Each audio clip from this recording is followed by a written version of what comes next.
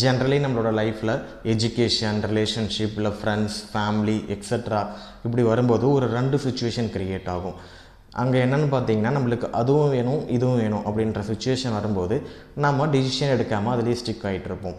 இப்படி நம்ம ஸ்டிக் ஆகிட்டு இருக்கிறதுனால என்ன ஆகுன்னு பார்த்தீங்கன்னா, மென்டலி ஃபிசிக்கலி நம்ம தான் அஃபெக்ட் ஆகும், நம்மளுக்கு தான் லாஸ் அதிகமாக இருக்கும். இப்படி இருக்கும்போது ஆப்போனண்ட்டில் எந்த ஒரு பாதிப்பும் இருக்காது.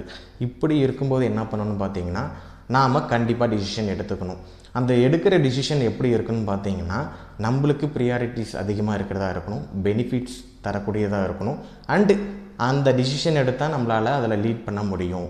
அதுக்கு ஃபஸ்ட்டு இம்பார்ட்டன்ட் திங் நம்மளோட செல்ஃபை நம்ம பிலீவ் பண்ணணும். அந்த பிலீவ்னஸ் எப்படி இருக்குன்னு பார்த்தீங்கன்னா, நம்ம இறந்து போனாலும் அதில் தான் இருப்பேன், நான் அதில் தான் சக்சீட் ஆகுவேன்.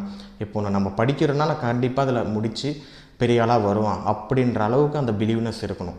ஸோ எப்போ நம்ம அந்த பிலீவ்னஸ் பண்ணி அதில் இறங்குறோமோ கண்டிப்பாக நம்ம சக்சீட் ஆகுவோம்.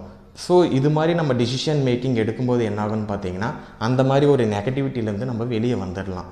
ஸோ யாராவது இது போல் டிசிஷன் மேக்கிங் எடுக்க முடியாமல் எங்கேயாவது ஸ்டிக் ஆகிட்டு இருக்கீங்கன்னா, கண்டிப்பாக இந்த நிமிஷத்துலேருந்தே நீங்கள் ஒரு டிசிஷனை கண்டிப்பாக எடுத்து தான் ஆகணும்.